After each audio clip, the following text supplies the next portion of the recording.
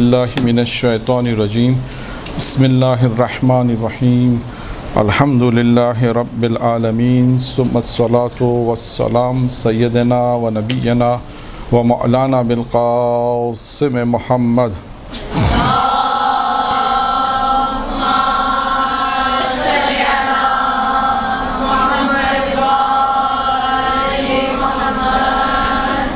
وآل بیتہ الطیبین الطاہرین اما بعد قال نبی کریم صلی اللہ علیہ وآلہ وسلم ان الحسین مصباح الہدی و سفینۃ النجات۔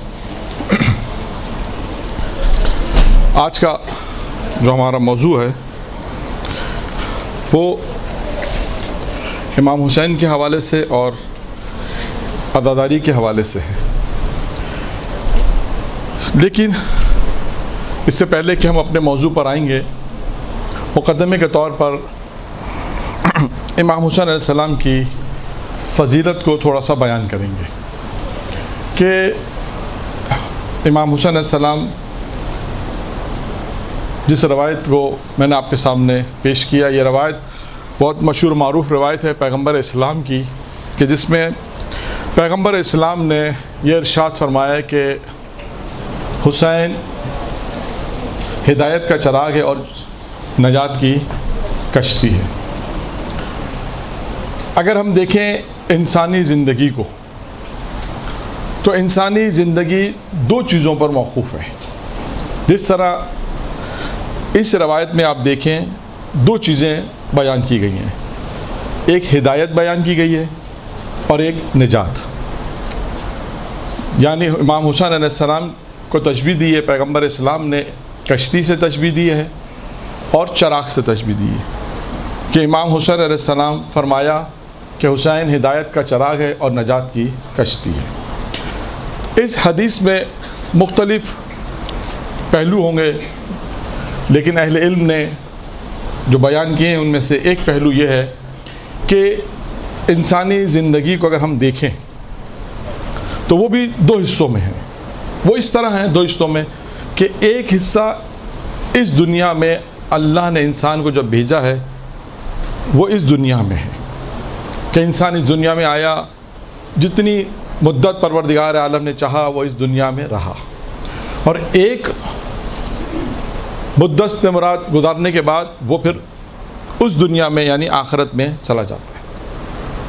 تو دو حصے ہو گئے انسانی زندگی کے اس طرح سے، ایک حصہ اس دنیا میں اور ایک حصہ اس دنیا میں۔ اور آپ دیکھیں ہر شخص جو دعا کرتا ہے وہ کیا دعا کرتا ہے، اس کی دعا کیا ہوتی ہے؟ اس دنیا میں ایک دعا خاص ہوتی ہے اور اس دنیا کے لیے دعا الگ ہوتی ہے۔ اس دنیا میں جو دعا کرتا ہے کیا دعا کرتا ہے؟ پروردگارہ مجھے ہدایت دے۔ آپ دیکھیے ہر شخص کی دعا ہدایت کے لیے ہوتی ہے اور وہ ہدایت کے لیے کوشاں ہوتا ہے، کوشش کرتا ہے کہ ہم ہدایت یافتہ ہو جائیں، یا وہ کون سے اسباب ہیں کہ انسان ہدایت کو حاصل کر لے۔ یعنی انسان کی جو پہلی کوشش ہے وہ کیا ہے؟ ہدایت، کہ انسان چاہے ہدایت حاصل کرے۔ اور اس دنیا میں یعنی مرنے کے بعد انسان کی کیا دعا ہوتی ہے کہ پروردگارہ مجھے عاقبت بخیر کر دے، یعنی میری نجات ہو جائے۔ یعنی اب خود انسان اس دنیا میں ہدایت کا طلبگار ہے اور اس دنیا میں نجات کا طلبگار ہے۔ یہ معمولاً آپ دیکھیں ایسی دعا ہے، اسی طرح لوگ دعا کرتے ہیں، اسی طرح لوگ دعا طلب کرتے ہیں۔ تو اب اس حدیث کو اگر ہم دیکھیں تو یہ حدیث بھی ہمیں کیا بتاتی ہے کہ امام حسین علیہ السلام کے متعلق بتاتے ہیں حسین ہدایت کا چراغ ہے، یعنی اگر تم دنیا میں حسین سے تمسک کرو گے تو امام حسین علیہ السلام اس دنیا میں تمہاری ہدایت کریں گے، اور تم امام حسین سے تمسک رکھو گے تو مرنے کے بعد وہ تمہاری نجات کریں گے۔ درود پڑھیں محمد و آل محمد۔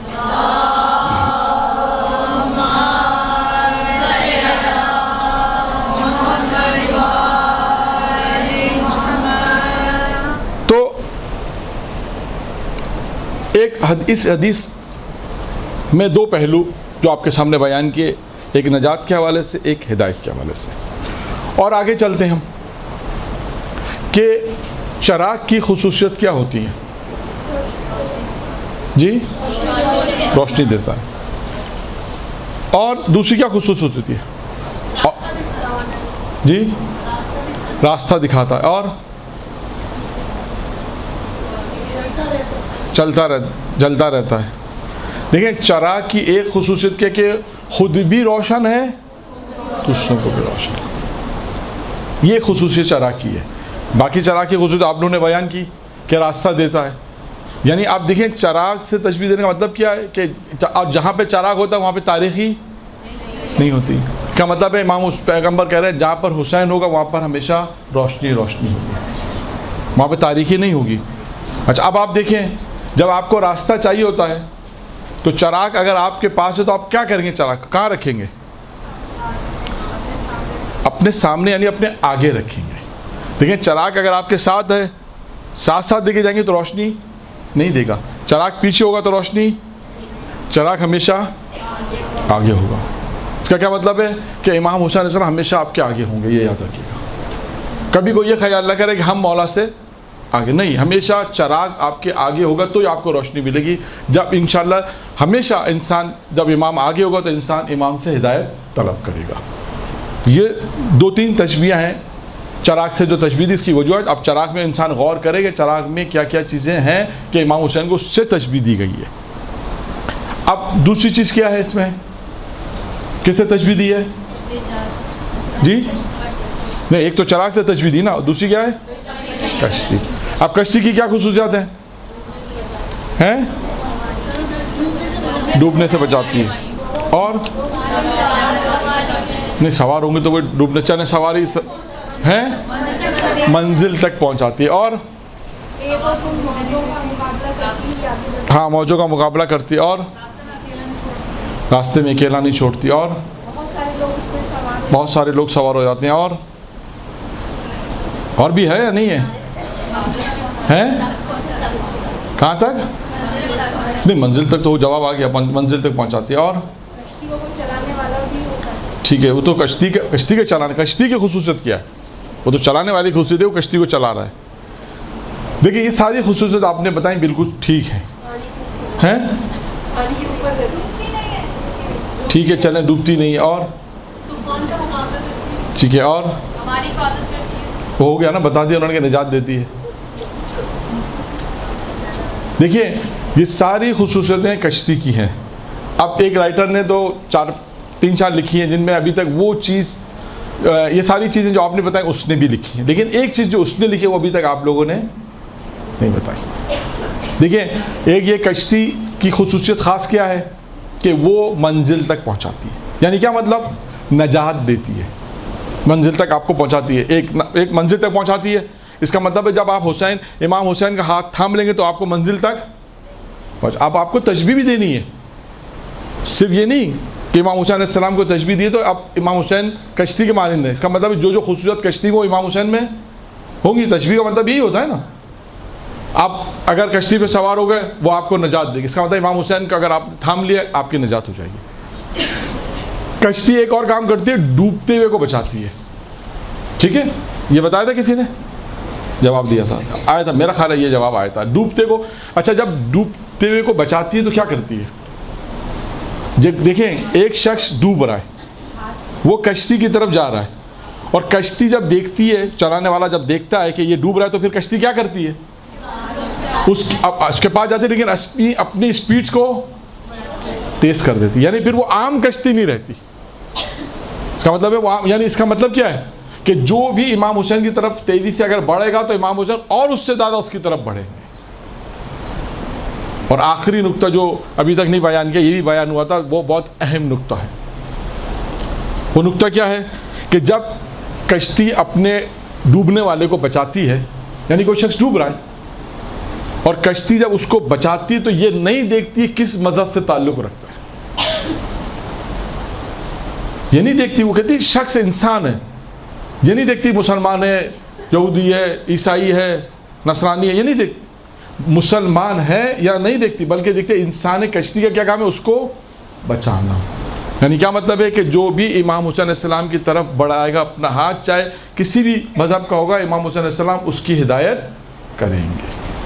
یہ دیکھیں اہم نقطہ اس میں جو اہم ہے وہ یہ ہے. باقی ساری چیزیں کم و بیش آپ لوگوں نے بیان کی کہ کشتی کی یہ خصوصیات ہوتی ہیں. اور امام حسین علیہ السلام یہ خصوصیت ایک ہے کہ جب ہدایت کے لیے انسان بڑھے گا, امام حسین علیہ السلام جب وہ کوشش کرے گا تو امام حسین جب کشتی اس کو بچائے گی تو وہ یہ نہیں دیکھتی کہ مذہب کون سا ہے. لہٰذا امام حسین علیہ السلام بھی جب کسی کو بچائیں گے تو یہ نہیں دیکھیں گے کہ وہ کس مذہب سے, لیکن بعد میں وہ مسلمان ہو جاتا ہے. درود پڑھیں محمد و آل محمد.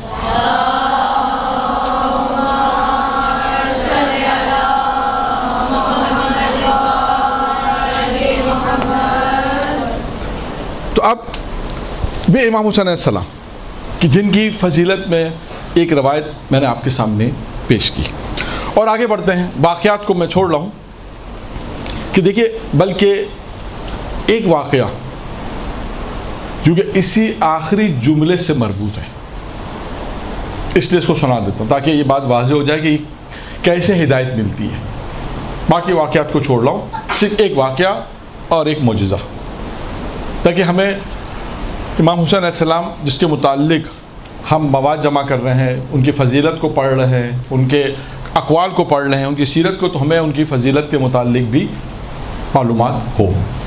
امام حسین علیہ السلام دیکھیے کیا کہا, شاید اس رائٹر نے کیا لکھا ہے کہ امام حسین کشتی یہ نہیں دیکھتی کہ کس مذہب سے تعلق رکھتا ہے. ایک شخص نصرانی تھا, بصرہ سے چلا بغداد کی طرف, اور بغداد میں جب پہنچا وہاں کچھ مسلمانوں سے اس کی ملاقات ہوئی.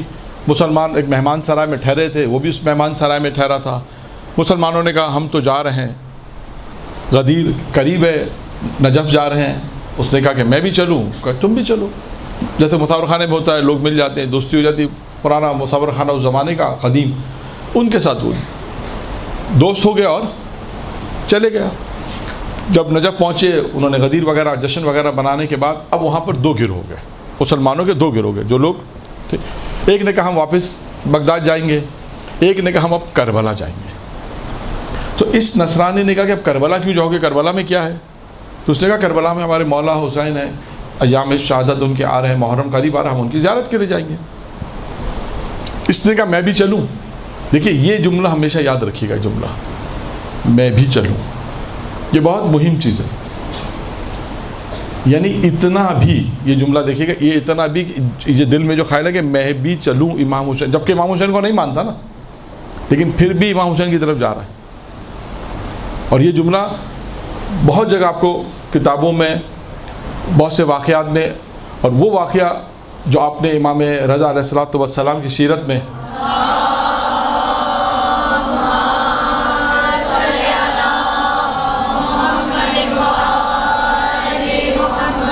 کی سیرت میں آپ نے پڑھا ہوگا. میں اس واقعہ نہیں سنا رہا, صرف وہ جو میرے مربوط بات سے اس کو میں بیان کر رہا ہوں کہ دو بھائی تھے.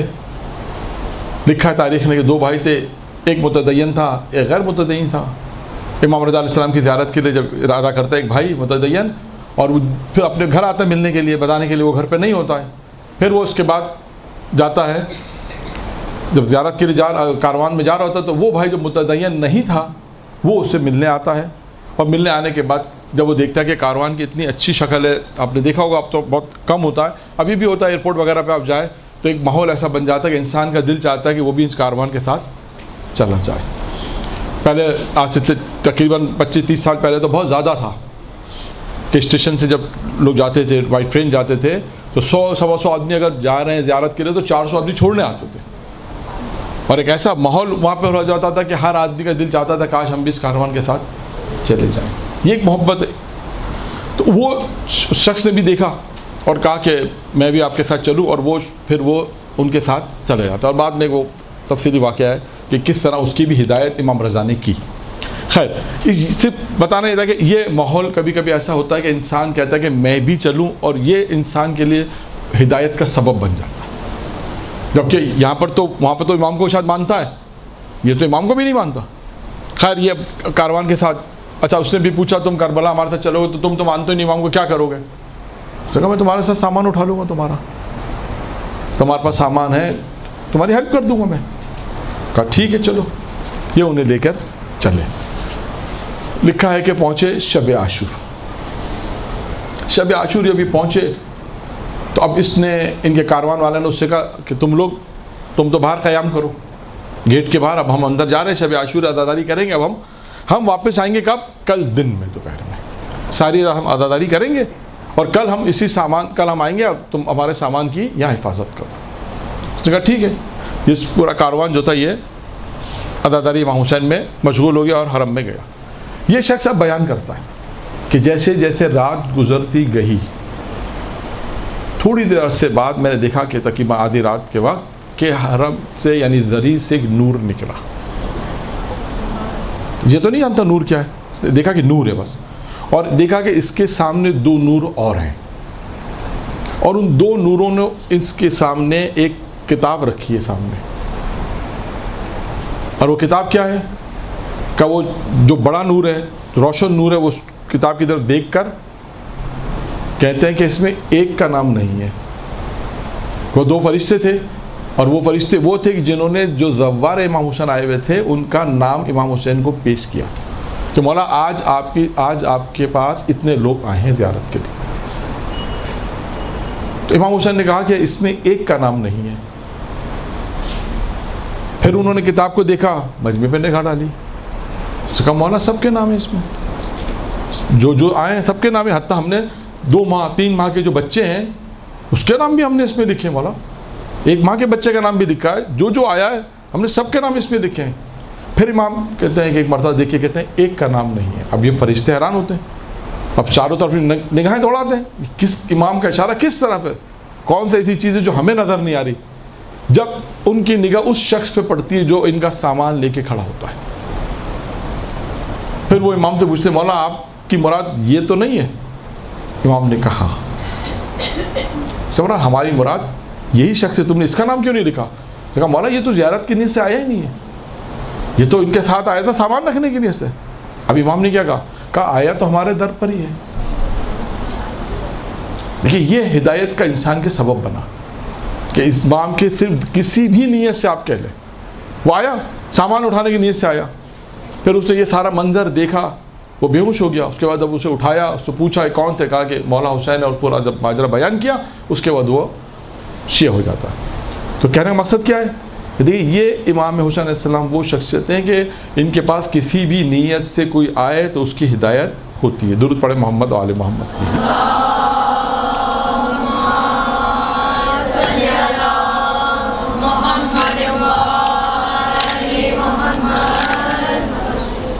اچھا اب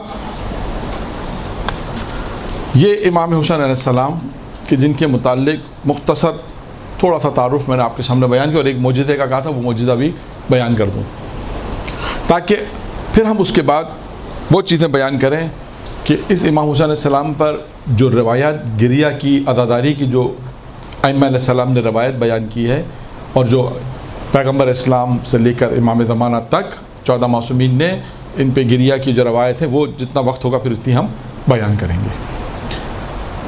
یہ امام حسین علیہ السلام کہ جن کے معجزات، کرامتیں، سوال و جواب، فضیلتیں مختلف آپ نے روایتیں میں سنی، اہل منبر نے بیان کی۔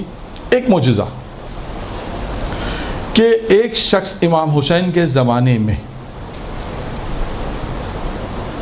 وہ تھا، یعنی بہت سے لوگ تھے، یعنی امام حسین کی امامت کو نہیں مانتا تھا، لیکن امام حسین کے متعلق آپ کو معلوم ہے کہ امام حسین بہت سخی تھے، یہ روایت میں ہے، اور روایت کا ایک جملہ ہے، میں پوری روایت بیان نہیں کرتا ہوں، صرف ایک جملہ کتاب قطرہ میں روایت ہے کہ اگر پیغمبر فرماتے ہیں اگر خدا سخاوت کو، جود کو اگر شکل دینا چاہے تو کس شکل میں دے گا؟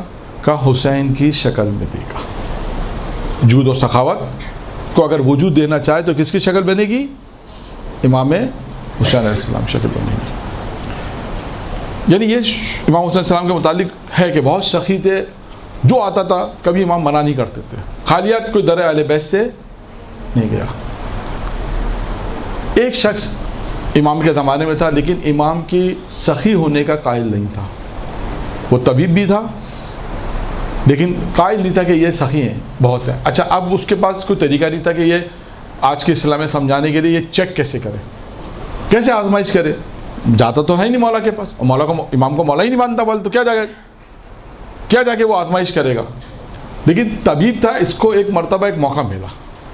وہ موقع اس طرح ملا کہ ایک شخص اس کے پاس آیا اور آ کر کہا کہ میری ماں بیمار ہے. تو اس نے کہا اچھا تمہاری ماں بیمار ہے، ٹھیک ہے. کہا کہ تمہاری ماں کا علاج ہے گھوڑے کے جگر میں. کس میں؟ گھوڑے کے.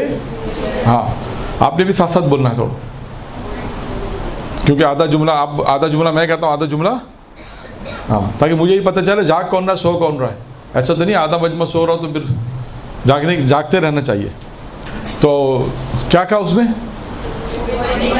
گھوڑے کا جگر. گھوڑے کا جگر میں تمہاری ماں کا کیا ہے؟ علاج. اب اس نے کہا میں تو اتنا پیسے والا نہیں ہوں، اتنا دولت مند تو نہیں ہوں.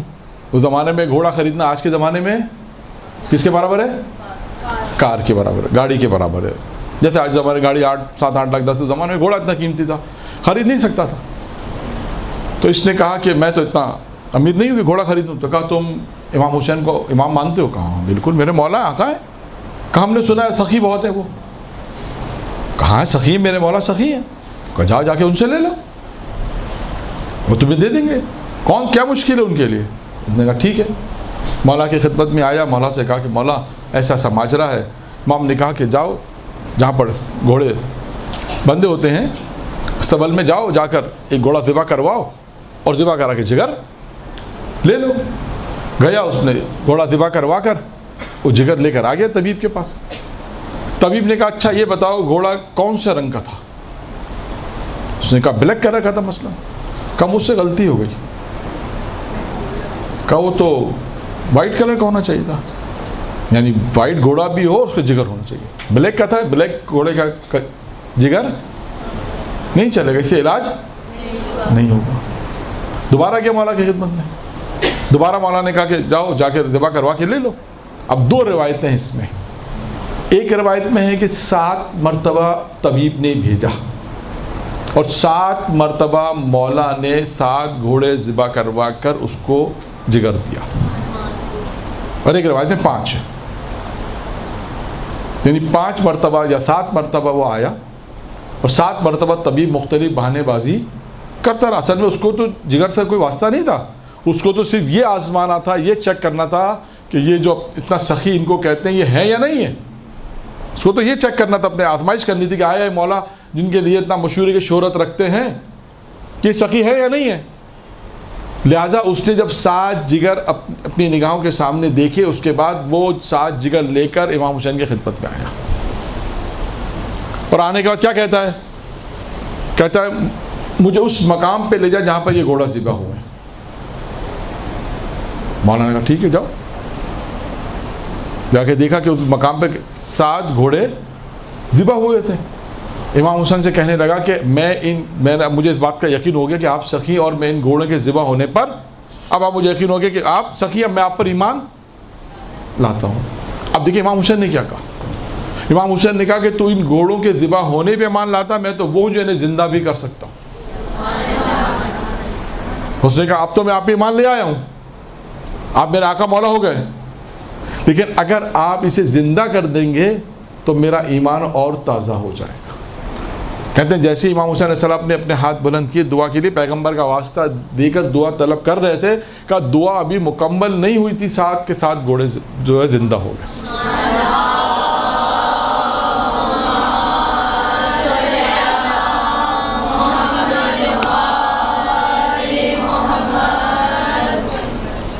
یہ امام حسین علیہ السلام ہے کہ جن کی فضیلت، جن کا مقام پروردگار عالم ہے. اور یہ امام حسین وہ ہیں کہ جن پر گریہ کے متعلق، عزاداری کے متعلق اب دیکھیں مختلف روایتیں ہیں جو آپ کے سامنے پیش کرنی ہے. پیغمبر اسلام کی روایت ہے کہ جب امام حسین علیہ السلام متولد ہوئے تو سرور کونین کو ان کے نواسی کی اطلاع دی گئی. اور اطلاع جب دی گئی اور خوشخبری دی گئی کہ آپ کے یہاں نواسا پیدا ہوا، اور ساتھ ساتھ جبرائیل نے کیا اطلاع دی؟ یہ بھی اطلاع دی کہ آپ کا یہ فرزند ایک صحرا میں پیاسا قتل کیا جائے گا. تو تو کہتے ہیں کہ اس کے بعد امام پیغمبر اسلام بے اختیار رونے لگے۔ ایک اور روایت میں ہے کہ جب امام حسین علیہ السلام کی عمر مبارک 2 سال تھی تو پیغمبر اسلام نے ایک سفر کیا، اور سفر کے دوران پیغمبر نے کہا انا للہ و انا الیہ راجعون۔ لوگوں نے پوچھا کہ آپ نے یہ کیوں پڑھا، اور اس کے بعد یہ پڑھنے کے بعد مسلسل رو رہے تھے۔ پوچھا لوگوں نے کہ یا رسول اللہ آپ نے کیوں پڑھا، آپ کے رونے کا سبب کیا ہے؟ پیغمبر نے کہا کہ مجھے ابھی جبرائیل نے اطلاع دی ہے، اور یہ کہا کہ میرا فرزند جو ہے وہ فرات کے کنارے کربلا کی زمین پہ قتل کیا جائے گا۔ اور اس کے بعد فرمایا پیغمبر نے کہ مجھے وہ جگہ بھی دکھائی گئی کہ جہاں پر میرا فرزند کو قتل کیا جائے گا، وہ مقام دکھا، اور اس کے بعد کا میں دیکھ رہا ہوں کہ میرے اہل بیت کو اسیر بنایا جا رہا ہے۔ یعنی پیغمبر اسلام کا گریہ امام حسین علیہ السلام کے ان کی اپنی زندگی میں رہا۔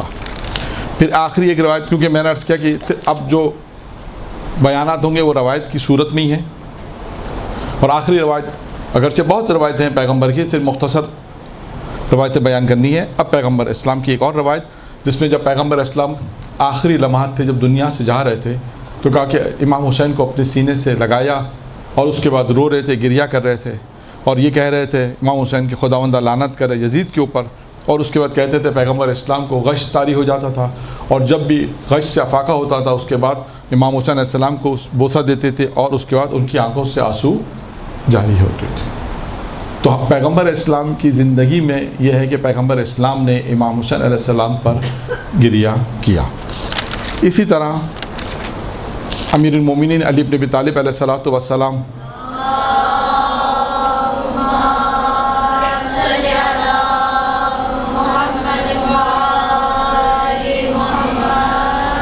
کے متعلق بھی ہے کہ امیر المومنین جب میدان صفین کی طرف جا رہے تھے، اور راستے میں جب دریائے فرات کے کنارے رکے اور ایک مقام پر رکے اور پہنچے، اس کے بعد اس جگہ کا نام پوچھا لوگوں سے، یہ جگہ کون سی؟ تو لوگوں نے کہا اس جگہ کا نام کیا ہے؟ کہا اس جگہ کا نام جو ہے وہ کربو بلا ہے۔ تو اس وقت آپ اتنا روئے، اور رونے کے بعد آپ کے آنسوں، کہتے ہیں اتنا روئے امام علیہ السلام کہ آپ کے آنسوں سے آپ کے آنسو زمین پر گرنے لگے، یعنی اتنا زیادہ امام علیہ السلام نے گریہ کیا۔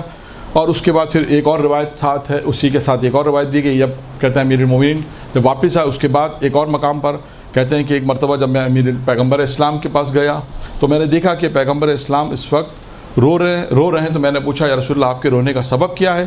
تو اس کے بعد انہوں نے فرمایا کہ جبرائیل نے مجھے ابھی خبر دی ہے، مجھے بتایا کہ میرے فرزند حسین کو نہر فرات کے کنارے، اس نہر فرات کے کنارے ایک مقام پر جسے کربلا کہتے ہیں، وہاں پر قتل کیا جائے گا۔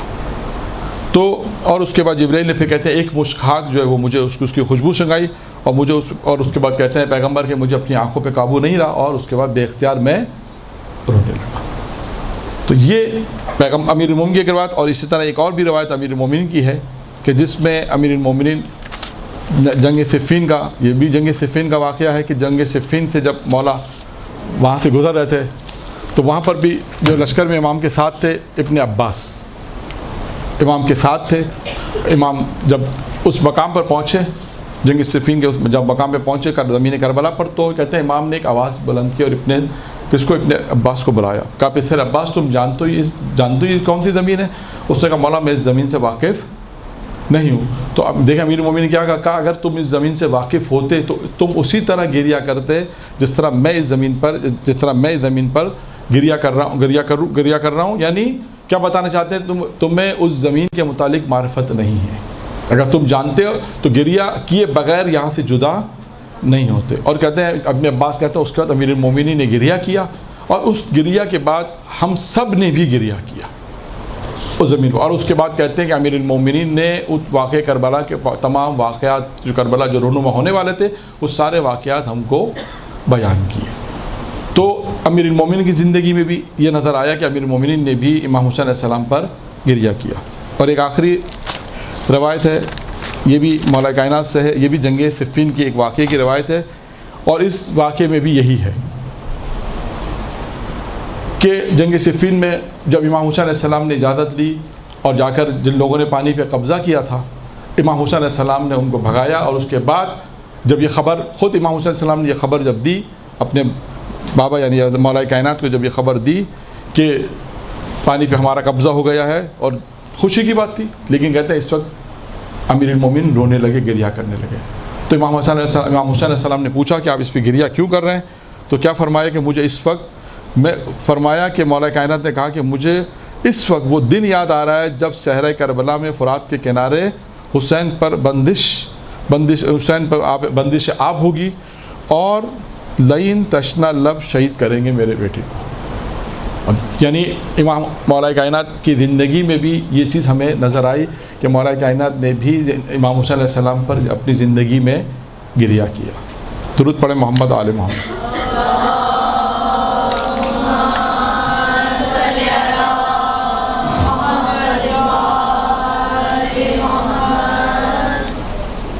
اور اب اس کے بعد ایک روایت ہے جناب زہرا سلام اللہ علیہ کی، کہ یہ بہت مشہور روایت ہے، بہت پڑھی جاتی روایت ہے کہ جب جناب حضرت محمد مصطفیٰ صلی اللہ علیہ وسلم کو جب امام حسین علیہ السلام کی امام حسین کی خبر شہادت اور ان پر ہونے والے مصائب کی جب اطلاع دی گئی، اور جناب فاطمہ یعنی جناب ماں یعنی پیغمبر اسلام نے جناب زہرا کو خبر دی کہ بھائی جو بیٹا جو امام حسین دنیا میں آئیں گے، جو بیٹا پیدا ہوگا، اور اس کے بعد کہتے ہیں کہ جو خبر دی کہ سارے مصائب ہوں گے، تو کہتے ہیں جناب زہرا کافی دیر تک گریہ کرتی رہیں جناب زہرا۔ پھر اس کے بعد عرض کیا بابا جان، پھر پوچھا بابا جان امام حسین جو ہے شہادت کب واقع ہوگی؟ شہادت کب ہوگی؟ جب ساری خبریں امام حسین علیہ السلام کی خبر دی گئی کہ سارے واقعات پیش آئیں گے، جو مصائب ہوں گے، تو جناب زہرا نے پوچھا کہ شہادت کب ہوگی؟ تو رسول نے فرمایا کہ بیٹی اس وقت ہوگی جب میں بھی نہیں ہوں گا، جب تم بھی نہیں ہوگی، جب بیٹا حسن بھی نہیں ہوگا۔ تو کہتا ہے اس وقت پوچھا، پھر جناب زہرا نے پوچھا اس وقت پھر میرے بیٹے کی عزاداری کون کرے گا، میرے بیٹے پہ گریہ کون کرے گا؟ تو اس وقت پیغمبر اسلام نے کیا ارشاد فرمایا؟ پیغمبر نے ارشاد فرمایا کہ خدا ایک قوم کو پیدا کرے گا، اور اس کے بعد کہا کہ خداوند متعال فاطمہ میری امت کی عورتیں میرے اہل بیت کی عورتوں پر روئیں گی، اور ان کے مرد جو ہیں وہ میرے اہل بیت کے مردوں پر روئیں گے، اور ہر دور میں حسین کی عزا قائم ہوگی۔ دیکھیے یہ امام حسین علیہ السلام کی گریہ کے اوپر جناب زہرا نے، یعنی امام حسین علیہ السلام دیکھیں وہ ہیں، بعض روایتوں میں ہے کہ جب امام حسین دنیا میں نہیں آئے تھے تب بھی گریہ شروع ہو گیا تھا، یعنی واحد کہتے ہیں وہ بیٹے ہیں، واحد وہ اولاد ہوگی جب دنیا میں آئی تو لوگ خوش ہوتے ہیں، امام حسین کے آنے کے بعد گریہ ہوا ہے۔ خود جناب زہرا نے گریہ کیا، رسول خدا نے گریہ کیا، اور بھی بہت سی روایتیں، تو میں آپ کے سامنے مختصر روایت پیش کر رہا ہوں کہ یہ ہر امام کے دور میں، ہر امام نے اپنے دور میں گریہ کے لیے کہا، اور گریہ کی فضیلت کو بھی بیان کیا۔ پھر اس کے بعد کہا کہ قیامت کے دن، اب پیغمبر نے کہا قیامت کے دن ان عورتوں کی، قیامت کے دن تم ان عورتوں کی شفاعت کرو گی اور میں ان مردوں کی شفاعت کروں گا، اور جو بھی حسین کی مصیبت پہ روئے گا ہم اس کا ہاتھ تھام کر اسے جنت میں داخل کریں گے۔ یہ جناب زہرا سلام اللہ علیہ کی ایک روایت۔ تو اس طرح مختلف روایت ہیں۔ اب امام حسن اور امام حسین کہ ایک دفعہ امام حسین علیہ السلام جب وارد ہوئے اوطاق میں، کمرے میں، کب؟ جب امام حسن علیہ السلام آخری زندگی کے آخری لمحات میں تھے، اور امام حسین علیہ السلام رو رہے تھے۔ تو امام حسن نے پوچھا کہ آپ کیوں رو رہے ہیں؟ تو کہا کہ میں اس لیے رو رہا ہوں کہ آپ پر جو ظلم ہو رہا ہے۔ تو امام حسن نے کیا کہا؟ امام حسن نے کہا ہاں یہ جو ظلم مجھ پہ ہو رہا ہے یہ تو ظلم ہے، اور مجھے دھوکے سے زہر دیا جائے گا، اور یہ ظلم و ستم ہوگا۔ لیکن اس کے بعد امام حسن نے کیا کہا؟ امام حسن نے کہا کہ اس وقت امام حسن نے کہا جو ظلم مجھ پر ہوگا وہ یہی کہ مجھے دھوکے سے زہر دیا جائے گا اور میری شہادت واقع ہو جائے گی، لیکن آپ کی شہادت کیسی ہوگی؟ دیکھیے اس کے بعد یہ اب امام حسن نے امام حسین کے متعلق فرمایا کہ ایسی مصیبت کا دن کسی پر بھی نہ ہوگا کہ ہزاروں کا لشکر آپ کو محاصرہ کیا ہوگا۔ یعنی امام حسن علیہ السلام نے اپنی زندگی میں امام حسین علیہ السلام پہ آنے والی مصیبتوں کو بیان کیا۔ اس کے بعد فرمایا کہ ہاں خون بہایا جائے گا۔ اب واقع کربلا جو رونما ہونے والا ہے اس کے متعلق کیا کہہ رہے ہیں؟ خون بہایا جائے گا، اہل بیت کو قتل کیا جائے گا، اور اس کے بعد قیدی بنایا جائے گا۔ اس کے بعد اس وقت اللہ بنو امیہ پہ لعنت کرے گا، آسمان سے خون برسے گا اور خاک اڑ رہی ہوگی۔ اس وقت کائنات کا ذرہ ذرہ، جنگلوں کے کہتے ہیں ذرہ ذرہ، جنگلوں کے درندے اور دریاؤں کی مچھلیاں آپ کی مصیبت پہ گریہ کریں گی۔ یہ امام حسن علیہ السلام نے امام حسین علیہ السلام کی مصیبت کے متعلق فرمایا۔ یعنی ہم دیکھتے ہیں کہ پیغمبر سے لے کر ہر امام اور معصوم نے امام حسین علیہ السلام کی گریہ پر فضیلت، ان کی گریہ پر جو بیان فرمایا کہ ان کی گریہ کرو اور اس کی یہ فضیلت ہے۔ اب چوتھے امام کا واقعہ وہ بہت مشہور واقعہ ہے جو اہل ممبر نے بہت پڑھا، آپ نے بھی یقیناً سنا ہوگا کہ ایک شخص جب چوتھے امام کے پاس آتا ہے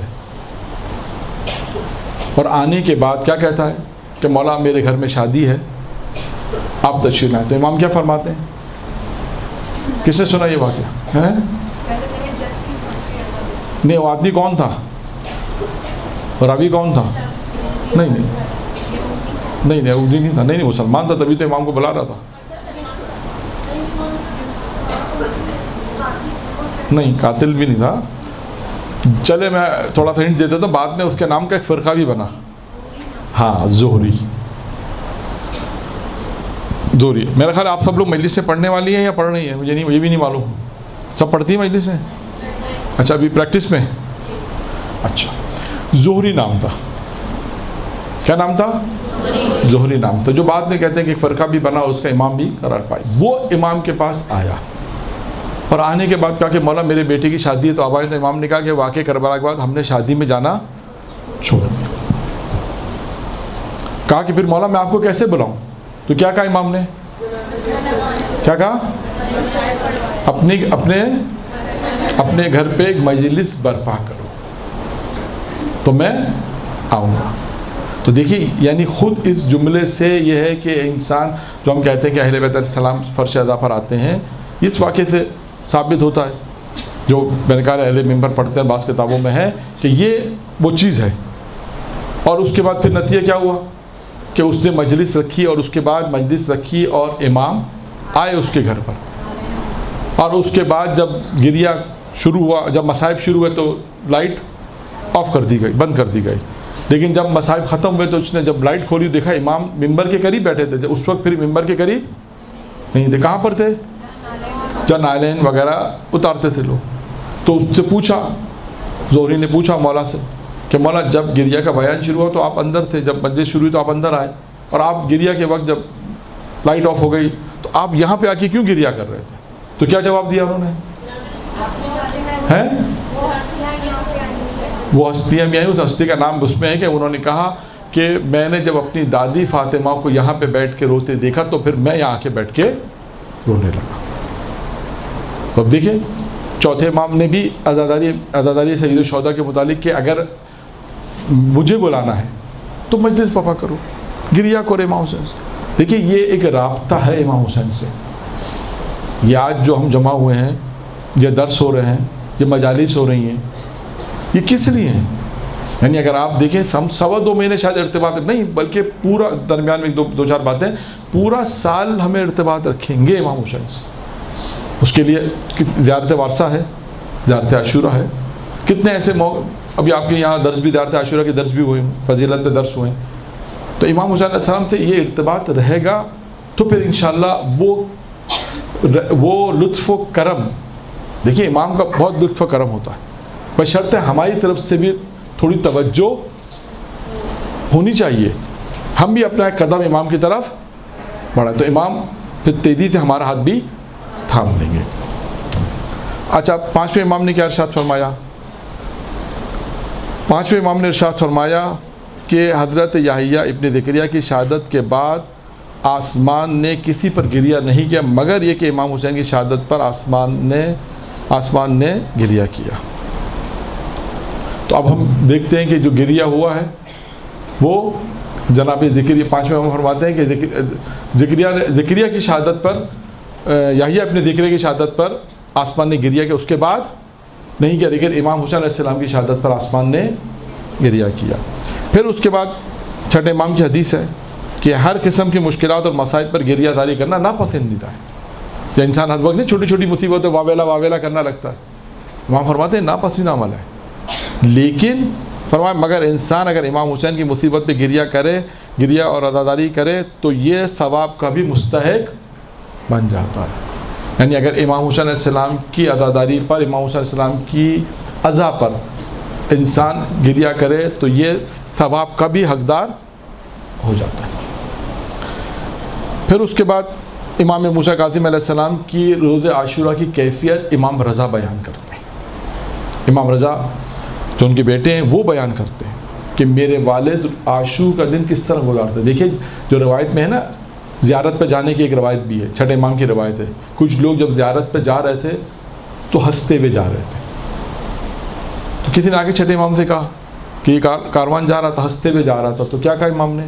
کہا ان سے یہ پوچھو کہ یہ جب اپنے آبا و اجداد کی قبروں پر جاتے ہیں تو اسی طرح جاتے ہیں کہ جو میرے اجداد کی قبروں پر جا رہے ہیں تو اس طرح ہنستے ہوئے جا رہے ہیں. یعنی اس کا کیا مطلب ہے کہ جب انسان زیارت کے لیے جائے تو ایک خاص صورتحال ہونی چاہیے. اب وہ صورتحال امام موسیٰ کاظم کیا فرماتے ہیں کہ جب بھی ماہ محرم، امام رضا کہتے ہیں اپنے والد کے متعلق، جب بھی ماہ محرم شروع ہوتا تھا میرے والد بزرگ کے چہرے پر خوشی کے آثار نظر نہیں آتے تھے. خوشی کے آثار نظر نہیں آتے تھے اور آپ حزن اور ملال میں رہتے تھے، یہاں تک کہ عاشور کا دن آ جاتا تھا اور اس دن عزاداری اور گریہ کرتے تھے. اور آپ فرماتے تھے کہ اس دن یہ وہ دن ہے جس دن امام حسین کو شہید کیا گیا. یعنی امام اس طرح وہ دن گزارا کرتے تھے. یہ کیفیت ہوتی تھی امام موسیٰ کاظم کی کہ جب بھی محرم کا چاند دیکھا اس کے بعد گریہ، اپنے آپ میں اپنے اوپر گریہ کا حزن اور ملال طاری ہو جاتا تھا. اس طرح عاشور کے دن اس طرح تک گزارتے تھے اور گریہ کرتے تھے اور کہتے تھے عاشور کا دن وہ دن ہے کہ جس دن امام حسین کو شہید کیا گیا.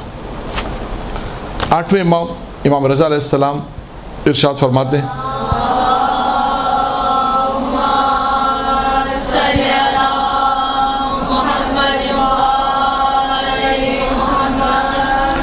امام رضا علیہ السلام ارشاد فرماتے ہیں کہ امام حسین کی مصیبت کے دن، امام حسین کی جو مصیبت کے دن ہماری آنکھوں کو خستہ اور مجرور کر دیا. یعنی ہم اتنا، یعنی امام حسین کی جو شہادت ہے یہ اتنی بڑی مصیبت ہے کہ ہماری آنکھیں خستہ اور مجرور ہو گئی ہیں اور ہمارے آنسوؤں کو رواں کر دیا اور ہمارے عزیزوں کو مصیبتیں اٹھانا پڑیں اور اس دن کے مصائب نے ہمیشہ کے لیے ہمیں غمگین کر دیا. یعنی عاشور کا دن کیا دن ہے؟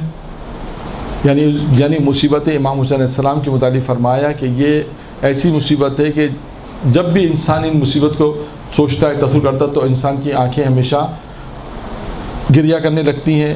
ہمارے عزیزوں مصیبت اٹھائیں اور اس دن ہے کہ مصائب نے ہمیں ہمیشہ کے لیے ہمیں کیا کر دیا ہے؟ غمگین کر دیا. یعنی اب جب ہمیشہ جب بھی دیکھیں یہ امام حسین علیہ السلام کا وہ غم ہے کہ جب بھی انسان کو یہ غم یاد آتا ہے تو انسان ہر وقت غمگین رہتا ہے. امام محمد تقی علیہ السلام نے فرمایا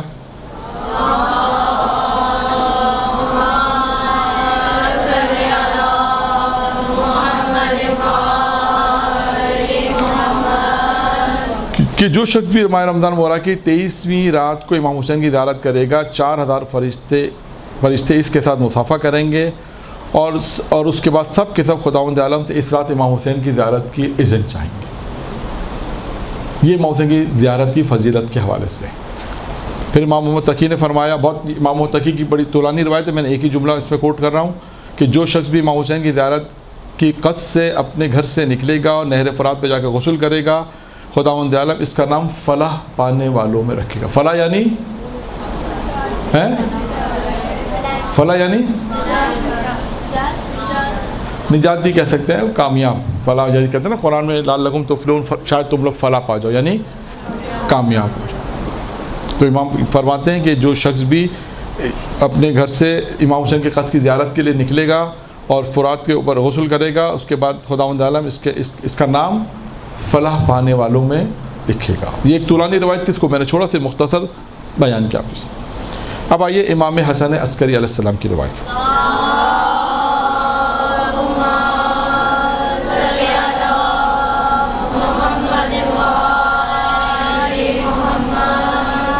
امام حسن عسکری فرماتے ہیں، پروردگارہ میں تجھ پروردگارہ میں تجھ سے اس مولود کا واسطہ دے کر جو اس دن، یعنی اس دن سے مراد کیا ہے، 3 شعبان کو پیدا ہوا ہے، وہ جس کی ولادت سے پہلے اس کی شہادت کا وعدہ ہوا. دیکھیں، جس کی ولادت سے پہلے اس کی شہادت کا وعدہ ہوا، وہ جس کی مصیبت میں آسمان پر اہل آسمان اور زمین پہ اہل زمین نے گریہ کیا.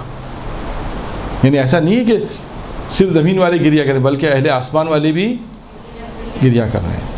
اور پھر کہا کہ حالانکہ اس نے ابھی اس زمین پہ قدم بھی نہیں رکھا تھا.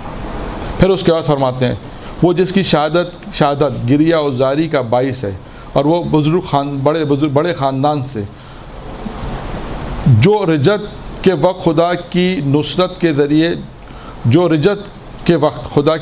کے ذریعے کامیاب ہوگا. اور اس کے بعد جس کو شہادت کی جزا کے طور پر کیا ملا، اس کی شہادت کی جزا کے طور پر امام حسین کو کیا چیزیں ملی ہیں. ایک روایت میں ہے نا، امام حسین علیہ السلام کی جب شہادت ہوئی تو امام حسین کو پروردگار عالم نے کچھ چیزیں عطا کی. ویسے تو بہت ساری چیزیں ہیں، لیکن ایک روایت میں 3 چیزیں خاص عطا کی ہیں. ہاں، وہ 3 چیزیں کون سی ہیں؟ نہیں، رضا تو ہے نہیں ہے، آواز نہیں آ رہی ذرا تھوڑا. ہاں، ایک ہے کہ قبر کی مٹی میں شفا، ایک دوسرا قبے کے نیچے دعا. اچھا، اس کا مطلب آہستہ آہستہ اب یاد آ رہی ہے. تیسری چیز کیا ہے؟ نہیں، وہ بھی ہے، لیکن اس روایت میں نہیں. اس روایت میں جو 3 چیزیں 2 تو بیان کر دیں کہ قبے کے نیچے امام حسین کے قبے کے نیچے دعا قبول ہوگی، ایک. اور دوسرا انہوں نے کیا بتایا کہ اس مٹی میں شفا ہو جائے گی. ایک اور چیز ہے، ہاں نہیں، وہ الگ روایت میں ہے. اس روایت میں ایک روایت خاص روایت ہے جس میں 3 چیزیں بیان کی گئی ہیں، جو اس میں لکھا ہے کہ جب امام صلی اللہ علیہ وسلم کی شہادت ہوئی تو اللہ نے اس شہادت کے عوض میں انہیں 3 چیزیں عطا کی ہیں. بہت آسان ہے، ہنٹس دے دوں میں. چوتھے امام کون ہے؟ کون ہے وہ؟ ہیں ان کی نسل میں امامت کو جاری کیا. یہ ہے تیسری، یعنی ایک روایت ہے جس میں یہ 3 چیزیں خاص بیان ہوئی ہیں کہ اس میں کہ اللہ نے جب امام صلی اللہ علیہ وسلم کی شہادت کے عوض میں انہیں 3 چیزیں دیں. ایک امامت ان کی نسل میں قرار دی، دعا ان کے گنبد کے نیچے کیا خاص دعا جو کرے گا وہ قبول ہوگی، اور ان کی مٹی کو جہاں وہ دفن ہے اس مٹی کو شفا کر دی. یہ بھی امام صلی اللہ علیہ وسلم. تو یہ اسی طرف اشارہ ہے کہ اس کے بعد امام نے یہ روایت یہاں پہ مکمل ہو گئی کہ اس کی فرمایا کہ جس کو شہادت کی جزا کے طور پر اس کی نسل میں امامت اور تربت میں شفا ملی. اب آئیے آخری امام زمانہ علیہ الصلوۃ والسلام.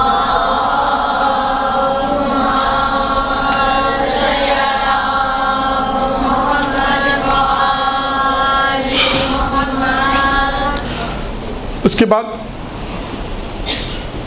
1-2 واقعات دیکھیں امام حسین علیہ السلام کی انشاءاللہ، کیونکہ ابھی ہمارے پاس وقت میرے خیال ہے کتنا ہے اس کے بعد ہیں 15 منٹ ہیں. ہاں، 6 بجے تک ختم کرنا ہے نا، ٹھیک ہے. امام زمانہ کیا فرماتے ہیں؟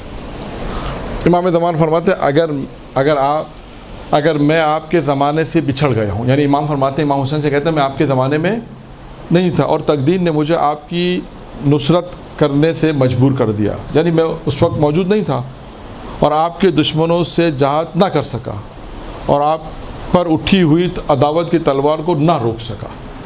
یعنی امام زمانہ کا ایک کیا ہے، یہ اظہار ہے کہ مولا میں تقدیر نے مجھے موقع نہیں دیا کہ میں اس وقت موجود ہوتا، یا میں آپ کی طرف جو دشمنوں نے جو تلوار اٹھائی اس کو میں نہیں روک سکا. اب امام کیا فرماتے ہیں، لیکن شب و روز آپ پر آنسو بہاتا ہوں، شب و روز آپ پر آنسو بہاتا ہوں اور اشک کے بدلے خون کے آنسو روتا ہوں. یہ کون کہہ رہا ہے؟ امام زمانہ علیہ السلام. کس کے متعلق کہہ رہے ہیں؟ امام حسین علیہ السلام. تو دیکھیے، یعنی میں نے بہت ہی مختصر آپ کے سامنے پیغمبر سے لے کر اول معصوم سے لے کر 14 معصوم تک مختصر جو روایات تھیں، اگرچہ روایت تو بہت ساری تھی لیکن مختصر کہ ہر معصوم نے آپ پر گریہ کا ثواب بھی بیان کیا اور روئے بھی ہیں، اور یہ بھی بتایا کہ آپ کی دنیا میں آنے سے پہلے آپ پہ گریہ ہوا، دنیا میں آنے کے بعد آپ پہ گریہ ہوا، اور اس کی فضیلت بھی بیان کی۔ اور ضمنی طور پہ میں نے ایک روایت بھی آپ کے سامنے یہ بھی بیان کی کہ پروردگار عالم نے امام حسین کی شہادت کے عوض میں انہیں 3 چیزیں عطا کی۔ دیکھیں یہ امام حسین ہیں، ان کی عزاداری کس طرح لوگ مناتے ہیں، یعنی ایک ہر شخص اپنے اعتبار سے امام حسین سے عشق کرتا ہے، امام حسین سے محبت کرتا ہے، اور کسی کی محبت کو ہم نہ کم کر سکتے نہ زیادہ۔ ہم کسی کے لیے نہیں کہہ سکتے کہ یہ کم ہے یہ زیادہ ہے، اور ہم ٹھیکیدار بھی نہیں ہیں،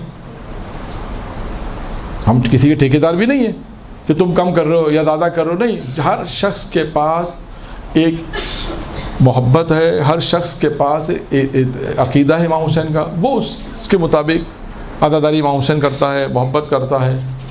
اب ہم جب تاریخ میں دیکھیں کس طرح لوگ عزاداری مناتے تھے۔ یہ واقعہ ایران کے ایک مشہور ممبری آغای انصاریان، ان کی کتابیں بھی اردو میں بھی آ گئی، فارسی میں تو بہت کتابیں لکھی، اور تقریباً 40 سال سے وہ ممبر پر، 40 سے بھی زیادہ بلکہ 45 سال سے وہ ممبر پر مجالس ہیں اور درس دے رہے ہیں، بہت مشہور ہیں ایران کے اندر، آغا انصاریان کے نام سے مشہور ہیں، ان کی کتابیں بھی ہیں۔ انہوں نے اس واقعے کو نقل کیا جو میں آپ کے سامنے نقل کر رہا ہوں، راوی وہ ہیں ان کی۔ انہوں نے بیان کیا کہ میں ایک دفعہ انقلاب سے پہلے کی بات ہے، اور کہا کہ ایک دفعہ مجھے ایک عشرے پڑھنے کی، آج کے اسلام میں کہتے ہیں، دعوت آئی، 1 سے 10 سفر، 1 سے آواز کم آ رہی ہے، 1 سے اب پتہ چلا کہ کچھ ہیں بیٹھے، ایسا لگا ایسے میں ہی بیٹھا ہوا ہوں، 1 سے 10 سفر۔ تو 1 سے 10 سفر اس نے کہا مجھے دعوت آئی، کوئی واسطہ تھا، واسطے کے دن کا بھی فلاں مقام پہ عشرہ پڑھو گے، کہا پڑھ دیں گے، کا عشرہ لے لیا۔ اچھا اس دوران کہہ رہے ہیں کہ دعوتیں اور بھی بہت آئیں، ہوتا ہے، اور کبھی جو لوگ، آپ لوگ تو گھر نہیں پڑھنے والی ہیں جو انشاءاللہ پڑھیں گی، تو کبھی ایسا ہوتا ہے پڑھنے والوں سے پوچھیں کہ جو مجلسیں لے لی جاتی ہیں نا اس پہ پھر زیادہ آتی ہیں، جیسے کسی نے 1 سے 10 سفر عشرہ لے لیا، اسی میں پھر کوئی کال کر رہا ہے کہ اب ٹائم وہی ٹائم ہے، پھر کوئی کال کر رہا ہے، کہہ رہے تو اب یہ ہوتا ہے کبھی ایسا۔ تو کہہ رہے ہیں کہ 1 سے 10 سفر جب میں نے عشرہ لے لیا تو اس میں لوگوں نے مجھے بڑی دعوتیں بھی آئیں، آفر بھی دی کہ بھائی پیسے لے لو پہلے، مثال کے طور پہ جو بھی، کہنے میں ایک وعدہ دے چکا ہوں میں عشرہ پڑھوں گا۔ اچھا کہنے لگے کہ مجھے یہ معلوم نہیں تھا کہ عشرہ مجھے کہاں پڑھنا ہے۔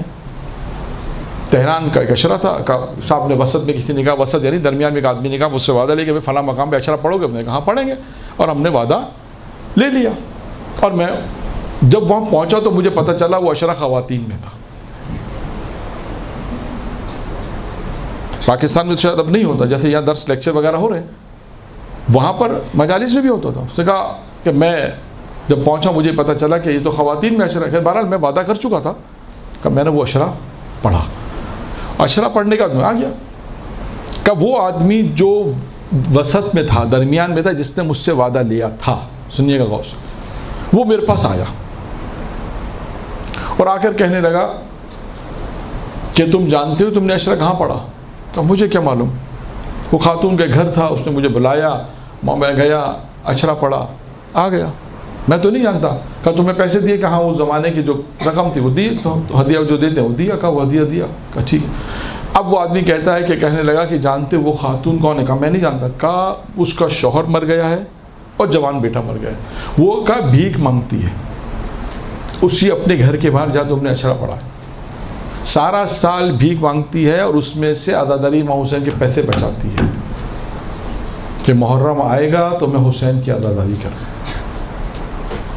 یہ امام حسین کی عزاداری، کس طرح لوگ پیسے جمع کرتے ہیں کہ حسین کی عزاداری، یہ عشق کی وہ منزل ہے۔ اور امام حسین بھی جب عشق کی یہ منزل ہوتی ہے تو اس کا جواب بھی دیتے ہیں، ایسا نہیں ہے۔ ایک شخص امام حسین کی زیارت کے لیے احواز سے پیدل چلا، پیدل چلا، اور جب کربلا کے کچھ فاصلے پر، تھوڑا سا فاصلے پر مختلف جگہوں پہ رکا، پیدل چلا تو مختلف جگہوں پہ رکتے رکتے رکتے پہنچا۔ کربلا سے کچھ فاصلے پہ ایک باغ تھا، وہاں پہ آرام کیا اس نے۔ راستے باغ بھی آتے ہیں، شہر بھی آتے ہیں، دیہات بھی آتے ہیں، سب کچھ آتا ہے۔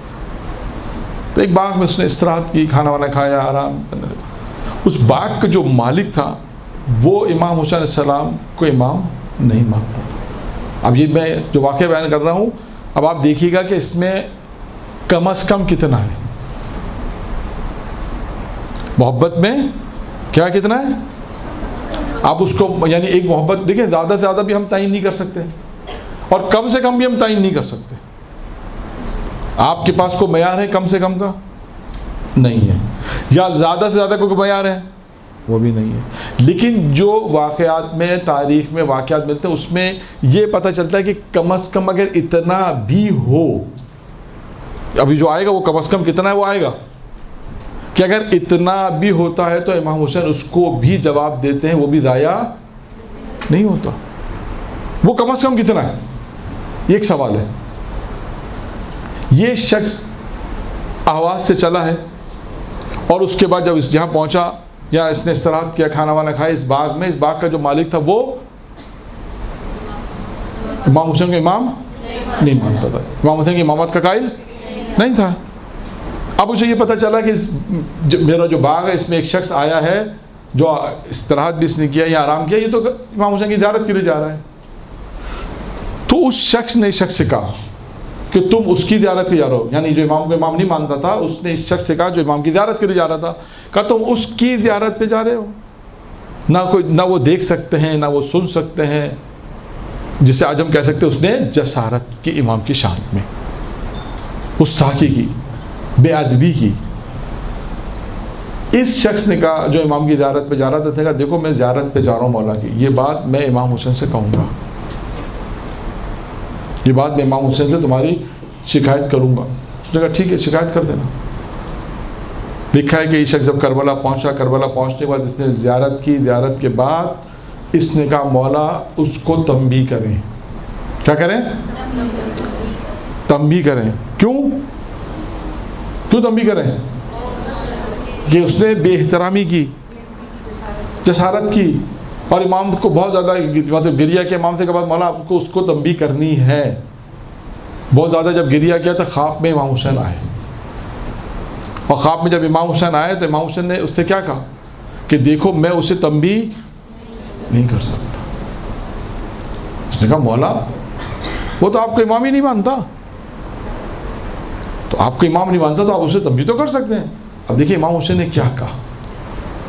امام حسین نے کہا ہاں وہ مجھے امام نہیں مانتا، لیکن پھر بھی میں اسے تنبیہ نہیں کر سکتا۔ کہا وہ کیوں مولا؟ اچھا پھر سے سوال پوچھا مولا کیوں میں تنبیہ کیوں نہیں کر سکتا، کیا وجہ کہ میں تنبیہ نہیں کر سکتا؟ اس نے کہا مولا نے کہا اس کی وجہ یہ ہے کہ یہ روزانہ اس کا معمول ہے کہ شام کو اپنے کھیتوں میں پانی دیتا ہے، اس کا طریقہ کار ہے، اور ایک دفعہ یہ اپنے کھیت میں پانی دے رہا تھا تو اس کی نگاہ میرے گنبد پہ پڑی اور اس کے دل میں خیال آئے کہ کاش حسین کو بھی پانی دے دیا ہوتا۔ کہ جس کے دل میں اتنا بھی خیال حسین کے لیے آ جائے، کہ حسین اس سے تنبیہ نہیں کر سکتا۔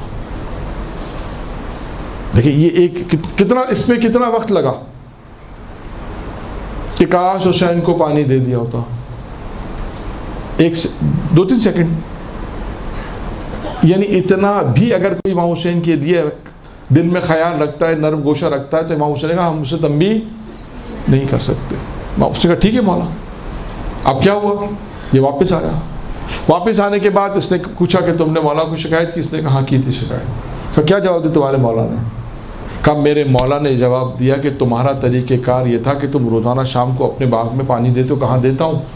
کب ایک وقت ایسا آیا تھا کہ تمہارے دل میں یہ خیال آیا کہ کاش حسین کو بھی پانی دے دیا ہوتا۔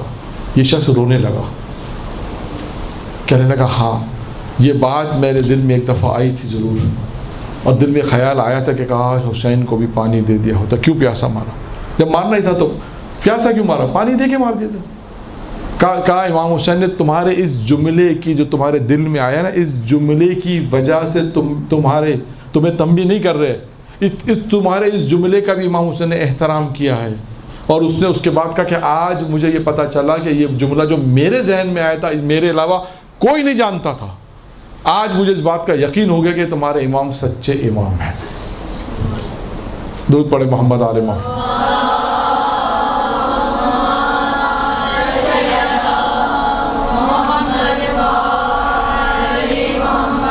تو دیکھیے یہ امام حسین علیہ السلام ہے کہ جن کے لیے انسان اگر کچھ بھی، میں نے ہمیشہ کہا کہ آپ جب بھی کوئی بھی عمل کریں گویا ایسے کریں ہم نے کچھ بھی نہیں کیا.